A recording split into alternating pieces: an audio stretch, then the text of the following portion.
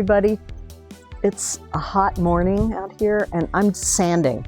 I have this painting, it's on a wood panel, and I've just given up on trying to fix it or do anything with paint. So what I'm doing is I'm sanding down, taking off layers of paint here and there, and finding what's interesting underneath. And then I'll start a whole new painting. I'm not taking off all of the paint, but I am making some gouges in the paint on top, leaving pieces that I think I want to keep. Like, I like this pattern on here. That turned out kind of cool. That was from some grass that I put on there earlier, and then painted over it. This, I like this shape here, so I'm not going to take too much of that off. I've got this little shape here. And then in here, there's a lot of texture from before. I don't know if you can see, but I've got these gouges in the wood, in the paint. And then I had a stencil where I painted some bricks, and I've just got a whole bunch of interesting stuff underneath. So what I'm going to do is just sand down until I find some interesting stuff to leave, and then I'll figure out what I want to do next. So one of the things I use here, I use this orbital sander. It's got a little bag to catch some of the dust that comes off, and I just have this sandpaper. It comes in different categories of roughness, I guess. I don't know the technical terms about tools. I just use them. But anyway, this one, it's like a medium grit sandpaper. And then I have an outdoor plug here, luckily, so I can just plug it in here. And then I always wear an N95 mask because that keeps the dust out. You don't want to be inhaling that, especially some of the paint has things like cadmium in it, and you don't want to be inhaling that stuff. So I wear an N95, and then I also wear these are actually those kind of full blocking sunglasses. I mean, I always thought old people wore these. I guess I'm old now, but they do a good job of keeping all the dust out all around my eyes. So that's what I do. I'm going to start up the sander here, and I'll just show you a little bit of it.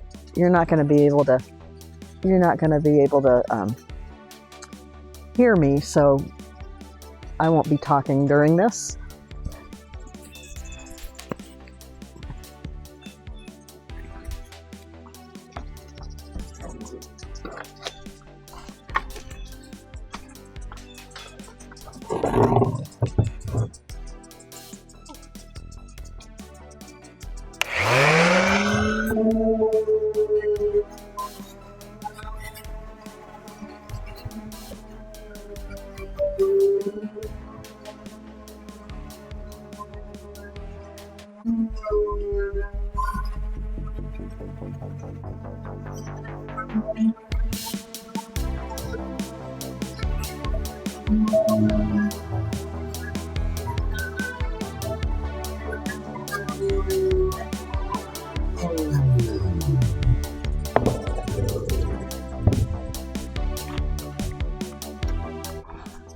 Okay, so now I've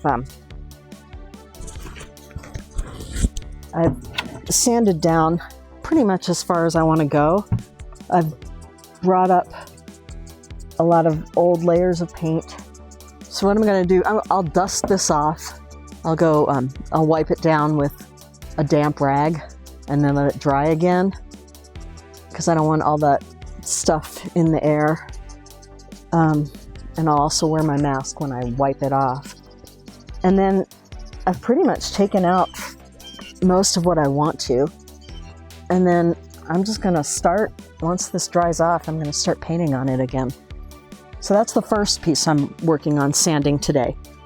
What I do is I try to group my work, like when I'm doing something like sanding, I try to get all the pieces that I want to sand so that I do them all in one day.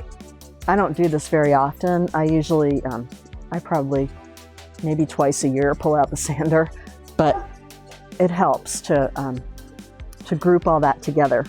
It just makes your work more efficient. Okay, I'll be right back with the next piece. All right, so here, these are 2 pieces on wood panels, and I should probably mention this. You can't do this on canvas. There's no way you can sand canvas, so you need a really tough, you know, impermeable surface. So I've got these 2. I was working on, these looked totally different yesterday.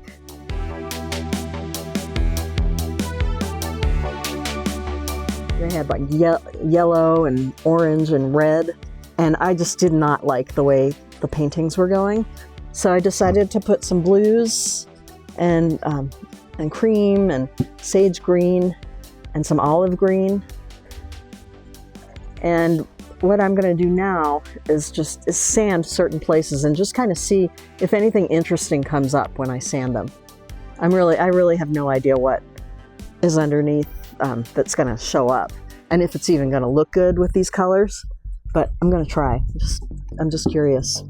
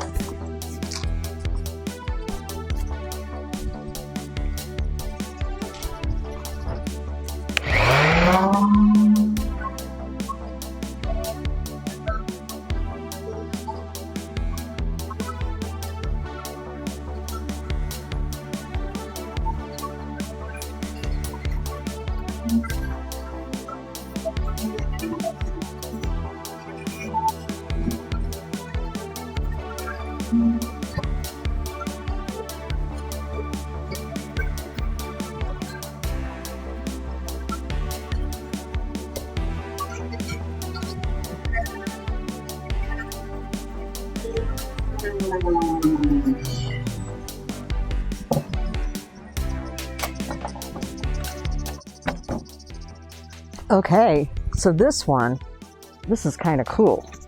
Look at all the pinks and oranges that are coming up from underneath. So this is kind of cool. This is the effect that I was hoping to get, but I didn't really know what the sander would dig up. But I like these little orange bits underneath there. That's really cool. And then that pink's kind of cool too. So anyway, that one turned out kind of interesting. I don't know if I'm going to sand any more, but that's good for that one right now.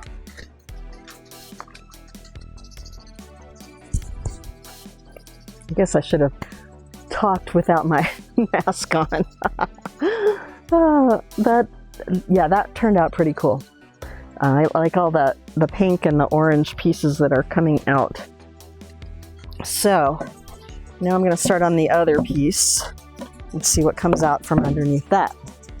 And depending on what pops up from sanding, I can always make decisions about what colors or what shapes or what other marks I want to keep or maybe add more of. So it just makes the whole process really interesting. Okay, I'm going to do the last one here.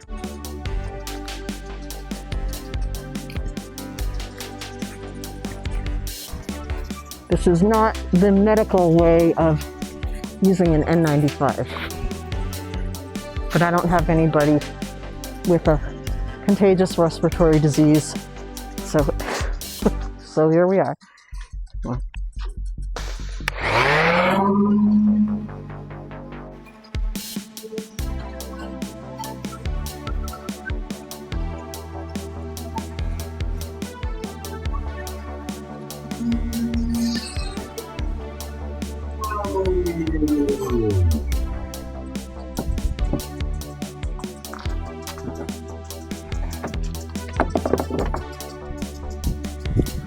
Okay, check this thing out.